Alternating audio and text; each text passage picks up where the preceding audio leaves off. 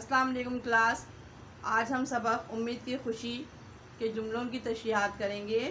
ٹھیک ہے، جملے جو کتاب میں ہیں اس کو آپ کاپی کریے. جملہ نمبر الف ہے، دیکھ وہ بے گناہ قیدی اندھیرے کنویں میں 7 تہہ خانوں میں بند ہے. اس کا سورج کا سا چمکنے والا چہرہ زرد ہے. بے یار و دیار، غیر قوم غیر مذہب کے لوگوں کے ہاتھوں میں قید ہے. پورا میں نے جملہ نہیں لکھا ہے، میں نے بورڈ پہ صرف آدھا لکھا ہے، آپ نے پورا کاپی کرنا ہے. ٹھیک ہے، پہلی ہیڈنگ ہوگی ہماری حوالہ سبق. حوالہ سبق لکھیے. مندرجہ بالا جملہ نصابی کتاب میں شامل سبق امید کی خوشی سے منتخب کیا گیا ہے. مندرجہ بالا جملہ نصابی کتاب میں شامل سبق امید کی خوشی سے منتخب کیا گیا ہے، جس کے مصنف سر سید احمد خاں ہیں. اگلی ہیڈنگ ہوگی آپ کی حوالہ مصنف. حوالہ مصنف میں آپ نے ڈیٹیل میں آپ نے مصنف کا حوالہ نہیں دینا، بلکہ آپ کو شارٹ لکھنا ہے. جیسے میں آپ کو بتا رہی ہوں، آپ یہ لکھیں گے. حوالہ مصنف لکھیے. سر سید احمد خاں 19ویں صدی کے عظیم مسلح قوم تھے. سر سید احمد خاں 19ویں صدی کے عظیم مسلح قوم تھے. انہیں قوم کی زبوں حالی کا بڑا دکھ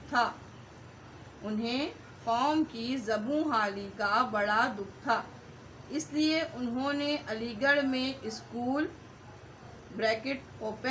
جو بعد میں کالج بنا کر تمام مسلمانان ہند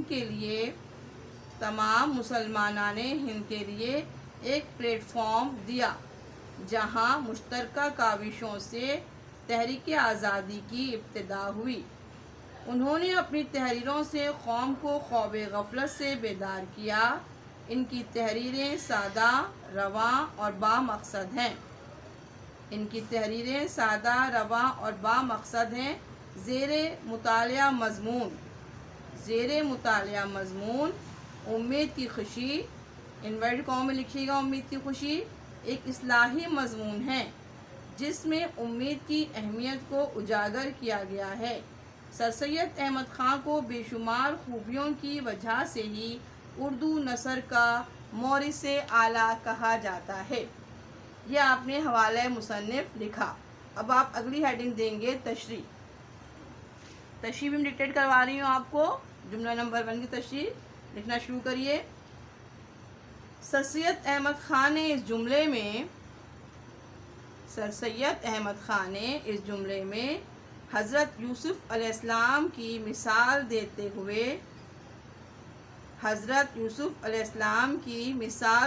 ہوئے امید کے بارے میں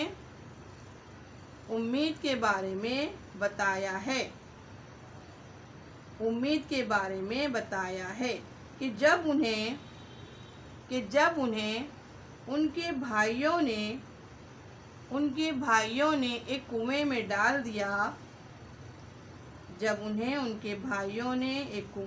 ڈال دیا تھا، اس وقت ان کی حالت کیا ہوگی؟ Question mark. مگر ایک امید تھی جو انہیں زندہ رکھے ہوئے تھی. پھر انہیں مصر کے بازار میں بیچا گیا. وہ بے یار و مددگار تھے.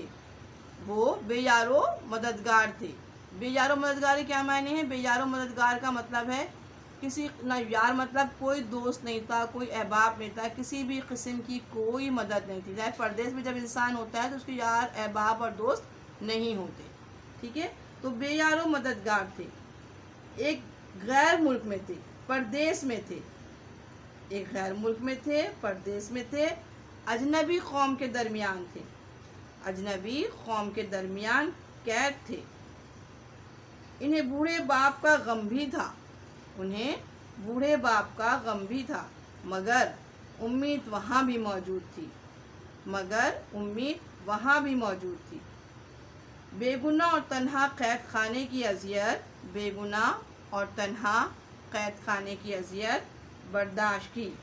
صرف اور صرف امید اور اچھے گمان کے سہارے، صرف اور صرف امید اور اچھے گمان کے سہارے اتنے مصائب، مصائب مصیبت کی جمع، اتنے مصائب میں خوف، اتنے مصائب میں خوف نہیں بلکہ لکھیں گے آپ صرف، اتنے مصائب میں صرف امید ہی ساتھ تھی، اتنے مصائب میں صرف امید ہی ساتھ تھی، یہ امید ہی ہے جو دنیا کو رواں دواں رکھتی ہے، یہ امید ہی ہے جو دنیا کو رواں دواں رکھتی ہے اور مسلسل جدوجہد کا پیغام سبق دیتی ہے، اور مسلسل جدوجہد کا پیغام سبق دیتی ہے۔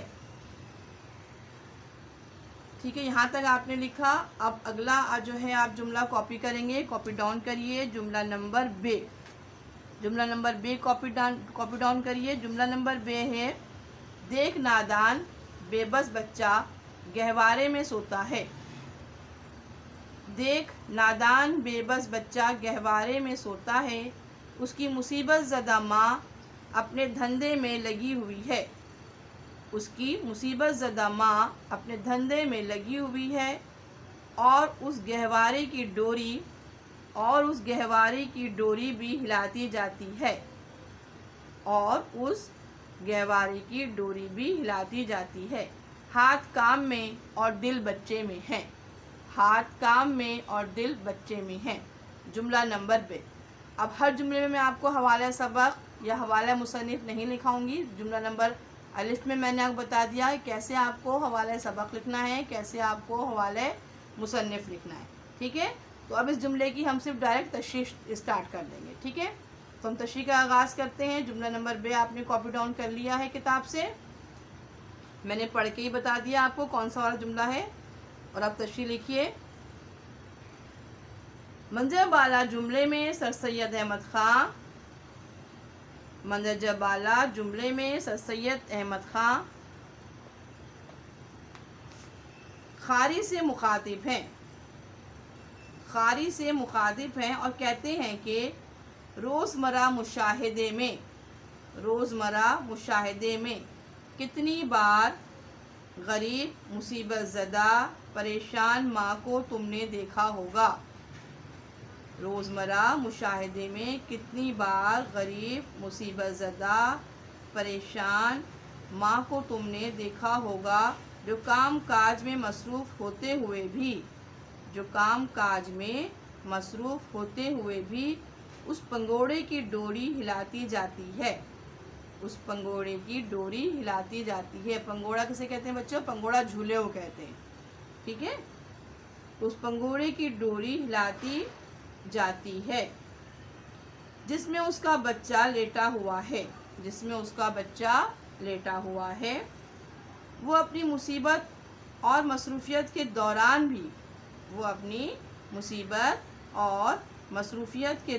بھی اپنے بچے کو راحت و سکون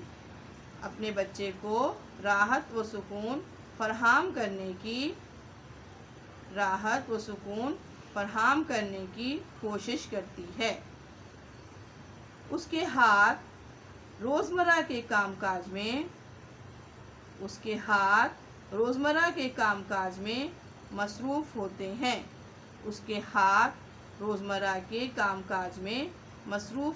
ہیں، اور دل اپنے بچے میں ہوتا ہے، جو ماں کے مصائب سے بے خبر گہوارے میں لیٹا ہے۔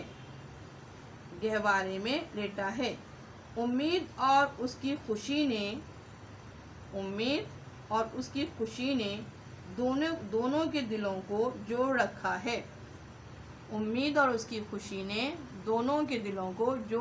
ہے۔ ماں کو یہ امید ہے کہ میرا بیٹا کل بڑا ہوگا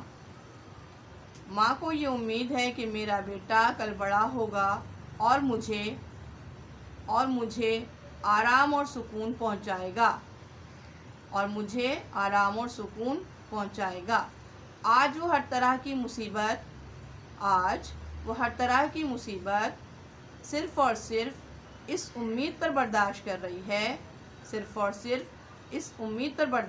رہی ہے کہ کل جب اس کا بیٹا بڑا ہوگا تو اس کے دکھ بانٹے گا، اس کو سکھ پہنچائے گا، اس کو راحت دے گا۔ اور دوسری طرف بیٹا جو گہوارے میں لیٹا ہے وہ بھی امید کے سہارے لیٹا ہے، کہ وہ کل بڑا ہوگا اور ماں کے کاموں میں اس کا ہاتھ بٹائے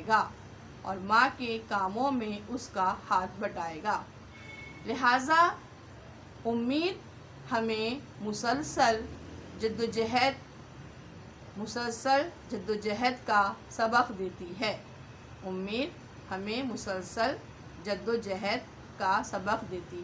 اور امید پر ہی دنیا قائم ہے۔ جملہ نمبر 3 کاپی کریے، میں پڑھ رہی ہوں۔ وہ تاروں کی چھاؤں میں اٹھ کر ہاتھ منہ دھو کر اپنے ماں باپ کے ساتھ صبح کی نماز میں کھڑا ہونے لگا اور اپنے بے گناہ دل، بے گناہ زبان سے، بے ریا خیال سے خدا کا نام پکارنے لگا تو امید کی خوشیاں کس قدر زیادہ ہو گئیں۔ تشریح لکھیے۔ منجر بالا جملے میں حضرت یوسف علیہ السلام کے بارے میں ذکر ہو رہا ہے۔ منجر بالا جملے میں حضرت یوسف علیہ السلام کے بارے میں ذکر ہو رہا ہے کہ وہ جب تہجد کے وقت تاروں کی چھاؤں، کون سا وقت ہے؟ تہجد کا وقت۔ وہ جب تہجد کے وقت تاروں کی چھاؤں میں اٹھ کر ہاتھ منہ دھو کر اپنے ماں باپ کے ساتھ نماز میں کھڑے ہو گئے اور کس طرح اپنے بے گناہ دل اور بے گناہ زبان سے، بے گناہ دل، معصوم بچے کا دل بے گناہ ہوتا ہے، ٹھیک ہے، اور پیغمبر گناہ نہیں کرتے، تو بے گناہ دل اور زبان، ان کی زبان سے کوئی گناہ کا لفظ نہیں نکلا، زبان کا کوئی گناہ انہوں نے نہیں کیا۔ بے ریا خیال، دکھاوا نہیں ہے، ریا کہتے ہیں ریاکاری، دکھاوے کو، تو ان کے دل میں دکھانے کی نماز نہیں پڑھ رہے، صحیح، ان کی سوچ یا خیال یہ نہیں ہے کہ وہ لوگوں کو دکھانے کے لیے نماز پڑھیں، تو بے ریا خیال جس میں کسی قسم کا دکھاوا نہ ہو، وہ اپنے اس دل سے خدا کا نام پکارنے لگے، تو امید کی خوشی اور مزید دگنی ہو گئی اور انہیں یقین ہو گیا کہ وہ آگے بھی انہیں مایوس نہیں کریں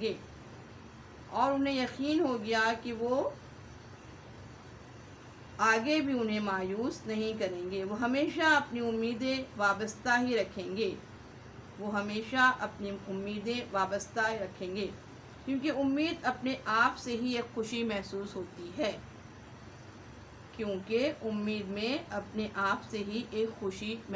ہوتی ہے، اس جملے میں نماز کا بھی ذکر کیا گیا، تو انسان جب نماز پڑھتا ہے تو بھی اس امید پر پڑھتا ہے، اللہ سے بات کرتا ہے کہ اللہ کل مجھے اس عمل کا اچھا جو ہے وہ صلہ دے گا۔ جنت کی امید پر ہی مسلمان سارے مصائب برداشت کرتا ہے، کیونکہ دنیا آزمائش کی جگہ ہے، دنیا ایک کمرہ امتحان ہے، ایگزامینیشن ہال ہے، جہاں ہم ایک امتحان دے رہے ہیں اور ہمیں امید ہے کہ ہم بہت جلد اس دنیا سے نکلیں گے اور اللہ تعالیٰ ہمیں جنت میں جگہ دے گا اگر ہمارا عمل اچھا ہوگا۔ تو ہمارا ہر عمل ہم امید کی وجہ سے کرتے ہیں، ٹھیک ہے، یعنی یہ کہ ایک بچہ جو نماز پڑھتا ہے وہ امید پر پڑھتا ہے کہ اسے کیا ملے گی؟ جنت ملے گی، جنت کی امید پر ہم نیک کام کرتے ہیں، اس دنیا میں اچھے کام کرتے ہیں، ٹھیک ہے۔ اس طریقے سے تشریح مکمل ہوئی، یقیناً آپ کو سمجھ میں آ گئی ہوگی، میں نے اس کو اپنے لفظوں میں بھی سمجھا دیا ہے اور ویسے بھی ڈکٹیٹ کروا دیا ہے آپ کو، ٹھیک ہے۔ تو جملوں کی تشریحات یہاں پر ختم ہوئی ہیں۔ اچھا بچوں، نثر پارے کی تشریح بھی آتی ہے۔ ابھی ڈیسائیڈ کرنا ہوتا ہے آپ کو پیپر میں کہ آپ نے نثر پارے کی تشریح کرنی ہے یا جملے کی۔ ایک دو نثر پارے کی تشریح بھی میں آپ کو کروا دوں گی، تو انشاءاللہ تعالیٰ اب ہماری ملاقات اگلے لیکچر میں ہوگی۔ اس وقت تک کے لیے مجھے اجازت دیجیے۔ اللہ حافظ۔